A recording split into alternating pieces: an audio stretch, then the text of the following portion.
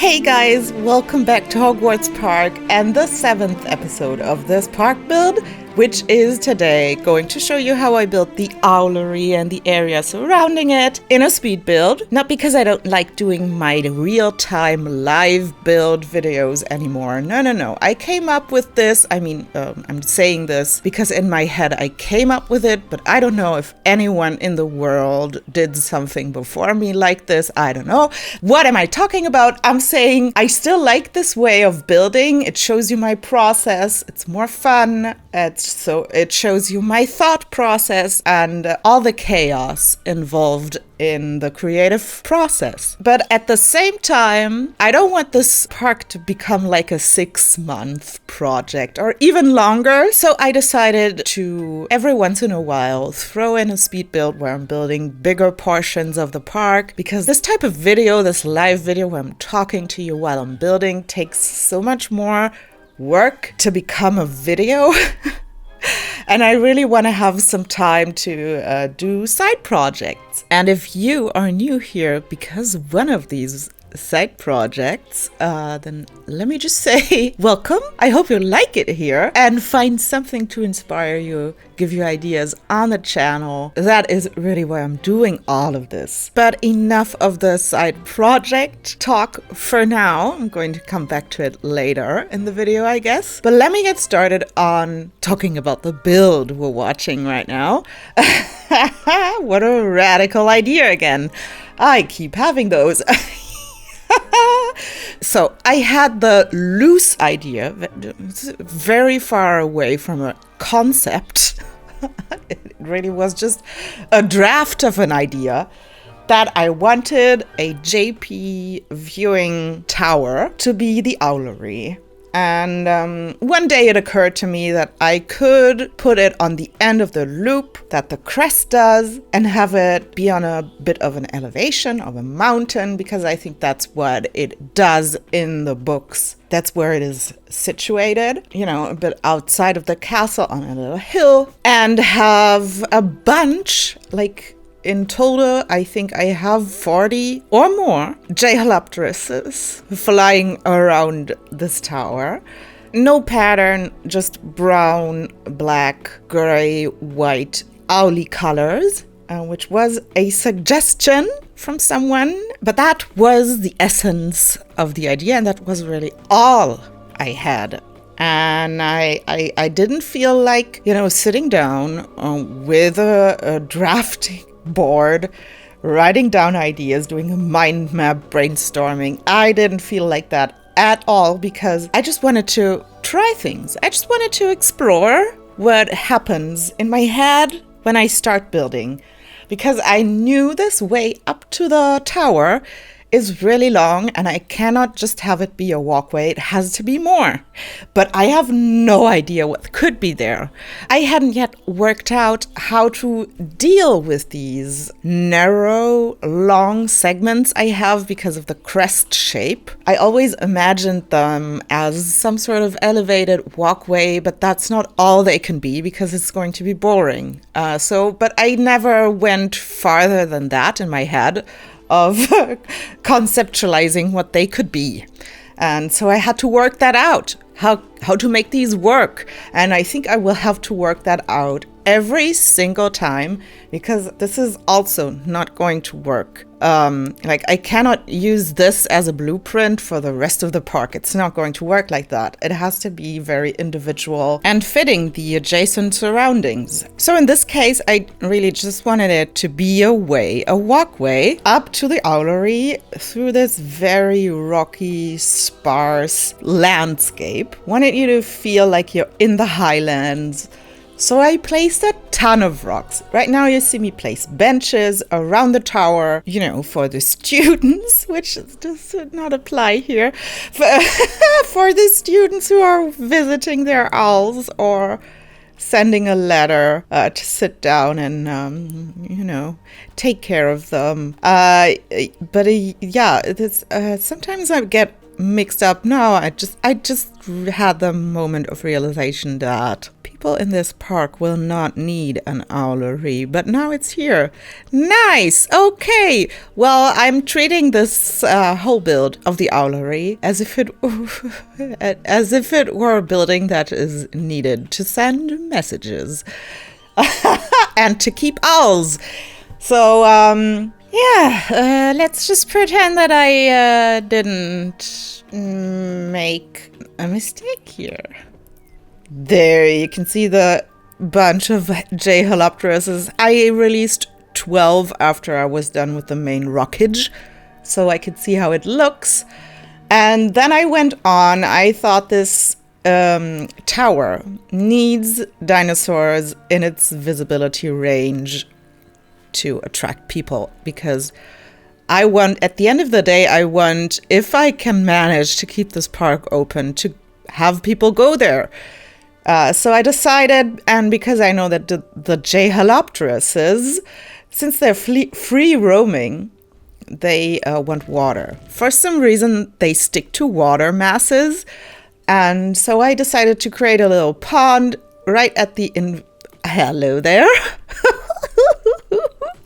Right at the inside of this circle of visibility from the tower, and created a little pond. You know, I went browsing in Fantastic Beasts and where to find them, and I felt really inspired. I have had hard times before trying to figure out which species could be which, but I got a ton of ideas this time around, and this is a habitat for the giant purple toads, which will be represented by the Deinonychus. Has been a while since I have been using these, but I actually low-key kind of like them. They look so weird, and I have a space in my heart that is always open to weird things and people. So the Deinonychus is residing there. Also, it has really great sounds. I had completely forgotten. By the way, what you see me do here is something that I need to stop. I was checking to see if there were any gaps in the rocks and individually placeable trees to find out if the Deinonychus would be able to escape from there. For that, I used the delete tool because it shows you all the hitboxes, and it's really the easiest way to make sure if you're not using a fence, which is the thing that I need to stop because my frame rate is already dropping, and I want to finish this park. So I need to use more fences, less decoration stuff for, fencing in my animals. And there you go. Now this is how the enclosure looks in the end. Released the giant purple toads, gave them the most purple skin they have with patterns. I love the sounds they're making. I actually do sound a little bit toad-like. Plus, of course, the tadpole vibe they have going. It sort of fits perfectly, and I love it. Haven't used those in a while. Happy to have been able to now.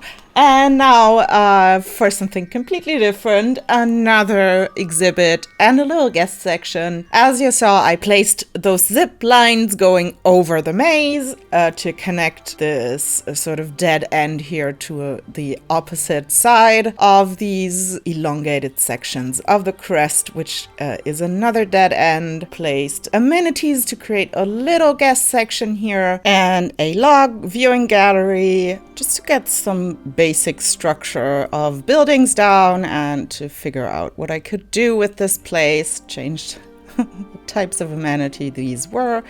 No, I'm moving them because they were too close to this bit of path. Speaking of path, I had so much trouble with making this stupid path work, and just when I thought I had figured it out, it kept coming back at me. This is where I thought, okay, now I have it. Perfect. I'll just use these long bits of path to connect them, but they still... Oh my god. It's annoying. Why did this happen to us? How it hasn't been like this all the time. It used to be just the bathroom that behaves this weirdly with path. Now it's the amenities too, and I hate it.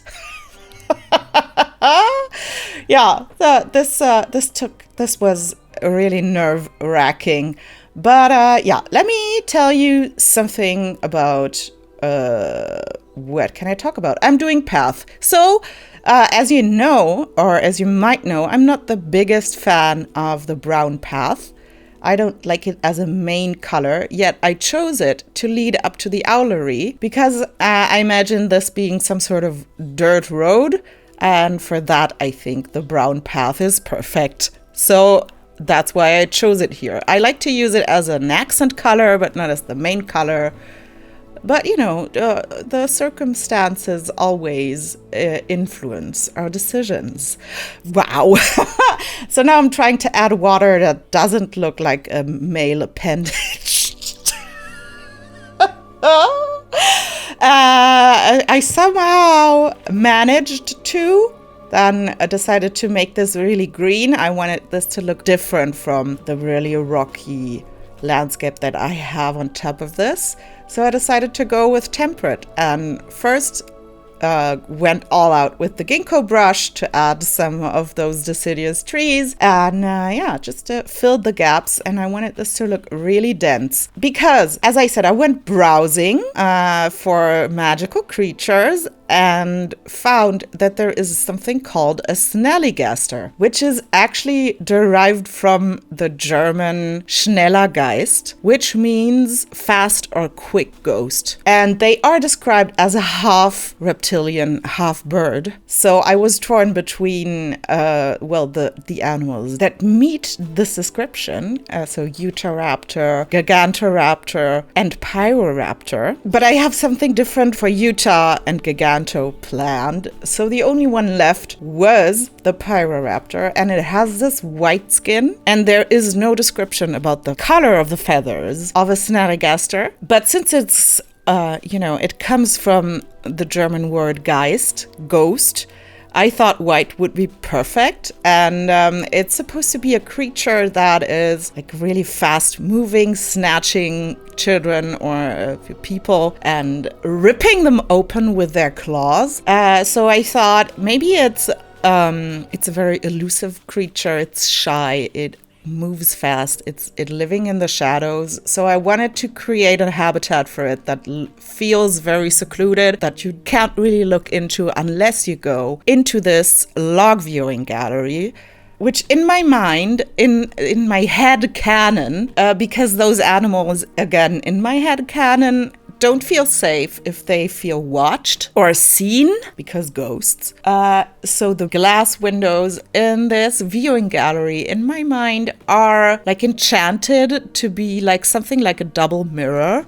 But instead of being a mirror, the people in there are just invisible to the creatures outside of it. And so I created a clearing in a very densely planted, lush forest with these multi trees leaning in, so that you get the feeling that it is creeping like into the clearing and yeah, reaching in.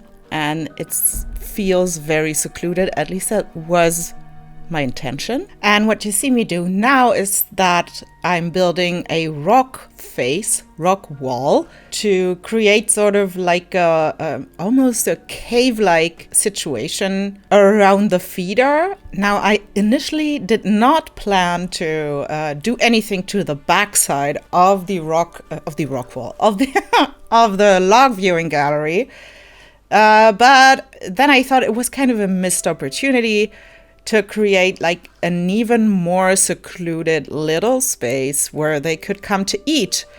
So I changed my mind, deleted the feeder that I had placed before, and now, as you see, with again the Malta tree that is leaning over and a lot of deciduous trees, I mean, the amount of individually placeable stuff I used in this build today is insane. I need to stop doing this. But I wanted, as I said, This had to feel really, really cut off from the park to work in my head canon. Then I placed fountains around it just because I wasn't sure if the dinosaurs weren't able to escape, and I wanted there to be like a barrier. Although, I mean, I placed so much stuff, they would not. I sort of triple fenced them in with decorations, which is insane. So I do not recommend you do try this. But I did. And then I just put path around it. I wasn't sure what I wanted to do here. Still not really sure. I guess it's not spoilers if I tell you that this section is not decorated to a finish. At some point, I just had to realize that I'm out of ideas and that I need to give it a rest and move on to something different. And this is where this episode is going to stop. But for now, I created a little seating section that is a bit contradicting to what I said before, because this is actually the only space where you get a glimpse into the exhibit. And I haven't come up with an explanation so far, but I thought, you know, I could not, for the life of me, build a seating section there without a look into the exhibit. So I made this little window in the tree line, secured it with rocks, so you could look into the Snallygaster exhibit. Added a nice amount of little chairs, and then I went to customize the buildings. I wanted, like, my first intention was to just adjust the decoration color so the parasols would fit with the individually placeable ones. I needed to find this off-white thing, a color that works with the others. And but then I thought I might as well, since I'm at it, customize them entirely. The middle one I gave this golden accessory color, or brass or whatever. It's supposed to be something metal, shiny. And then I fiddled with the decorations. I had a bit of trouble, to be perfectly honest, to find combinations here that I liked and that didn't feel overdone. And maybe that's just my own ambition standing in my way. But I really didn't want to do the same thing all over again. I feel like I do all the time. And maybe by trying to do that, I ended up just doing what I always do. But that is for you to judge. So I tried with the planters. Wasn't satisfied. And then I thought, okay, but maybe I can combine them with the rock walls. I'm sorry, Nuri jumped. She just jumped like a little bunny. And I don't know. Now she's everything's fine again. So yeah, this was a whole process. This is only fractions of it that I'm showing you here. This took me so long, man. I had like what you would call writer's block, creative block. I think when trying to figure out how to decorate this, it really isn't that hard. I mean, I ended up with walls and towers and lights, which is actually what I always do. But hey, let's just not talk about it, okay? It's a sensitive subject. Couple of trees, dense bushery, as always. I mean, not as always, but, you know, surrounding this particular exhibit, lots of trees, dense foliage was needed. And then I added this tree to sort of cover this little window a little bit more, feel a little bit more like a legitimate window, a hole in the foliage. And then I went back to do the habitat. I went into this viewing log like every 2 minutes to check what I did there. I added those hideous temperate trees just to bring in some of the lighter green color that fits fits more with the ginkgo trees. I thought this was really necessary to make it seem more lush.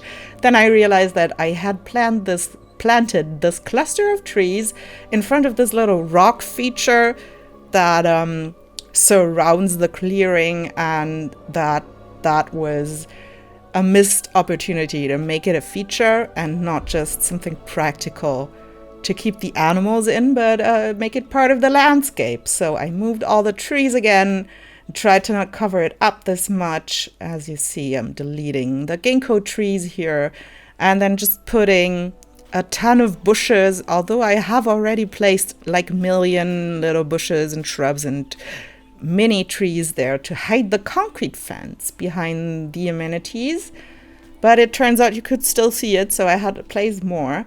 And so now I'm trying to fill all the gaps with all the foliage available to me. And then I decided to use invisible fence here, but because I couldn't keep doing this would surely cause my game to crash at one point.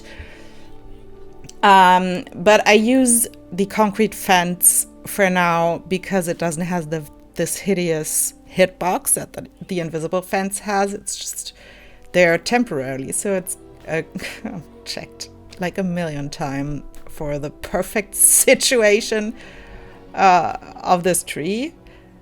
And this is what I decided on, so you could still see the rock thing in the back. And then I added more rock. And yeah, just to, as I said, evoke this feeling of the nature surrounding this clearing, trying to creep in. And added more rocks in front of the fence. Turns out I put so many decorations and rocks in front of the fence and behind it that I probably wouldn't have needed to place it in the first place, but I did, so I kept it. Going to replace it later by the invisible fence. Yeah, but I didn't want you to see the invisible fence, so I had to put a lot of stuff in front of it. Which still is absurd, but this is just the way it is with this game. So a ton of little bushes and shrubs and stuff. So here again, I'm placing a ton of them to reach this creeping effect of the forest slowly making its way into the center. And that's it. Adjusted the fence, and then I put these huge rocks on this next to this walkway because I also want the invisible fence to be hidden from you from the walkway. Then I adjusted for, I think, hopefully the final time, this slope. I didn't leave it in how many times I adjusted this slope and fiddled with it. But this is, I think, the last time. And now we're done with this exhibit. The Snallygasters are in. And I like that they have this little feeding station, cave-like thing back there. And I made sure to cut off access to this area from the sides of the gallery. Placed a ton of rocks and foliage, so they couldn't walk there, so they really have to go under the viewing gallery that in their world is just a big log lying there, guarding and hiding the access to their feeding cave. Kind of like that. And I'm pretty sure you're a little surprised why I went back to the Owlery. The thing is that it turns out Jeholopterus not only like water, but they love it. And they kept wandering, like they ventured farther and farther away from the Owlery every time I placed water somewhere. It's not apparently the rocks that made them move and adjust their territory. It was the water. So that is not what I wanted. I wanted them to stay close to the Owlery. So I decided to go back there and add a huge lake. A nice little landscape feature that would hopefully invite them to adjust their territory again and come back more towards the Owlery. And what can I say? It worked. They don't spend much time there. I even placed a feeder on the other side of the lake, so they would maybe even, you know, spend most of their time around this lake. Didn't work. For some reason, they prefer the other side. Whatever, man. I'm just trying to do my thing here, and I gotta take what the game gives me. But it worked. You see them fluttering about. They are coming here. They are coming here more often than they did before. So I just expanded this rocky landscape, added more benches around the lake, so in order to create more nice seating situations for people who want to interact with the owls that are living there. Maybe they really like to send letters or receive something. I'm not even sure, like, is it necessary for people to stay there overnight? Do we need a hotel section somewhere? I think we do.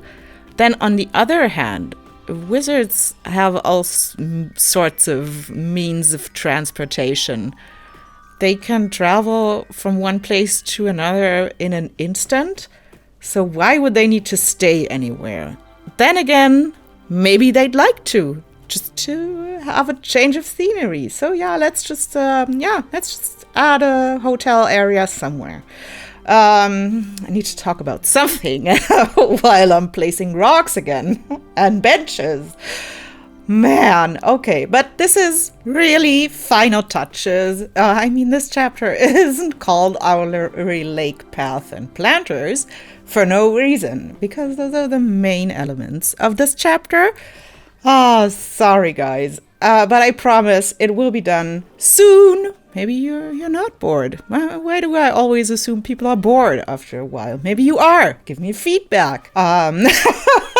Oh my god, I wanted to talk about side projects. So let me do that before this episode is over. I hope that by now you have caught on to this awesome collaboration that Legion started. He released his first episode of Unity Park, which is a park that I am going to build together with Legion, as I said, who started all this, and 4 other awesome YouTube and park creators. And I'm really excited about this. I hope you are too. So that is one of the side projects that I need time for.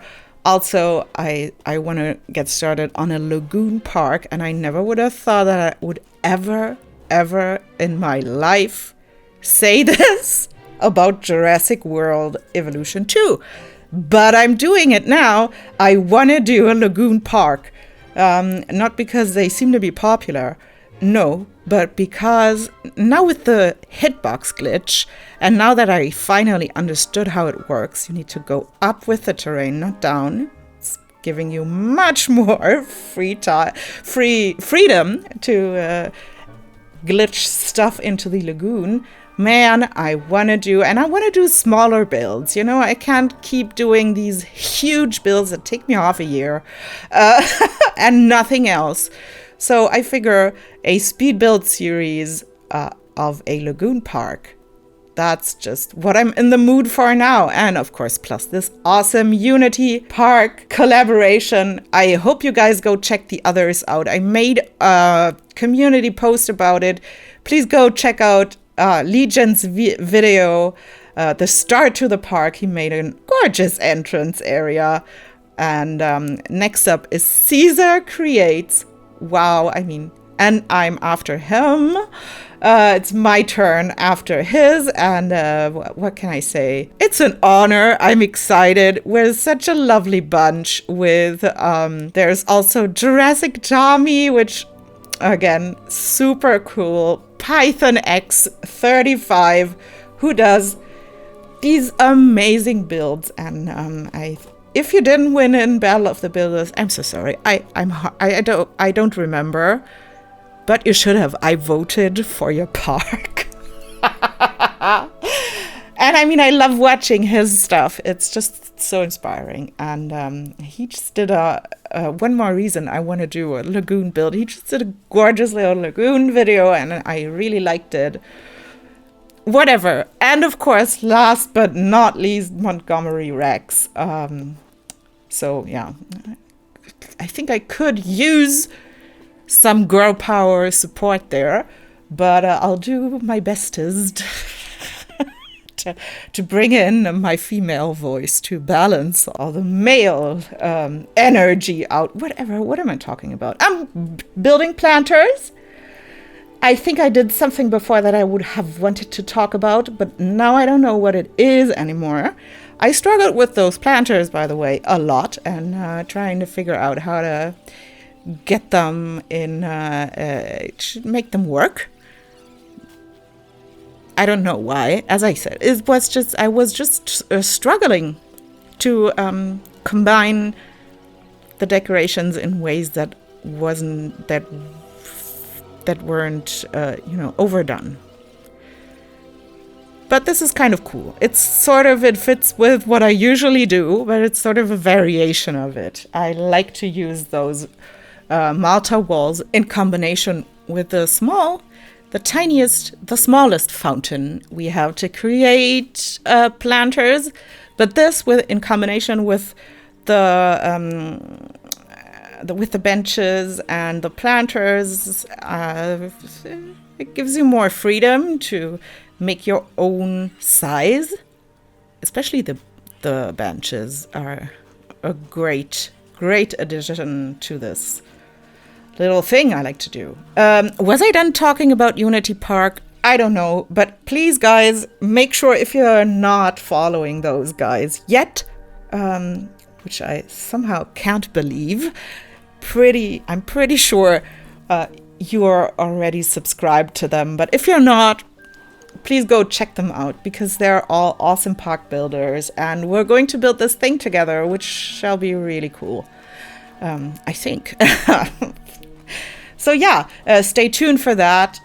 Stay tuned for a lagoon speed build park, and of course for the continuation of Hogwarts Park, where over the course of time I will continue to add planters, rocks, tables and chairs, and walls, just like I'm doing now. And find all kinds of fun ways to implement magical creatures and dinosaurs, and find funny ideas and exciting ideas for habitats. But now I'm just adding detail, hiding the backs of the buildings with trees from the upper path around the giant purple toad den, or lake or pond that I called it. Just some planters. And oh yeah, I know what I wanted to talk about. I went looking for Celtic patterns so I could use them for path art or path flair in this park, because I like to do that. If you saw my All Biomes Park, and I gave it a first try with this spiral right here. It's actually supposed to be a knot pattern, but it turns out I didn't have enough space to create another spiral, and they sort of being intertwined with each other. So it's just a spiral. It is not really Celtic, but I'm planning on using much more of these Celtic patterns just to give this build the feel that it is old. It was created back in the days, like, I don't know, 500 years ago, maybe? No, 300 years ago. I don't know. How old is Hogwarts? It should be older. Anyways, it needs path flair. That is absolutely certain. And I think Celtic patterns is the way to go. So that's what I'm going to do. And this was sort of my first try. And now we're done. This is it. After I placed the John Hammond statues, thank God I realized that I was done. I couldn't do anymore. The rest of this area, we can just decorate it in another live stream maybe. That is something we can easily do together while we're having a chat about stuff. And here are the usual glamour shots. I hope you enjoyed them and you enjoyed the episode. You liked the fantastic beasts I introduced here, and the owls, I'm really chuffed about the Deinonychus being a giant purple toad. And I also feel that the Snallygaster is a perfect fit for the Pyroraptor. So yeah, here's a little overview over the whole section. As you can see, there's some room left to fill, but I think for now it's fine. So yeah. Hope you liked it. Hope you stay tuned. Thank you so much for watching. Stay inspired, guys. Take care. See you next time. Bye-bye.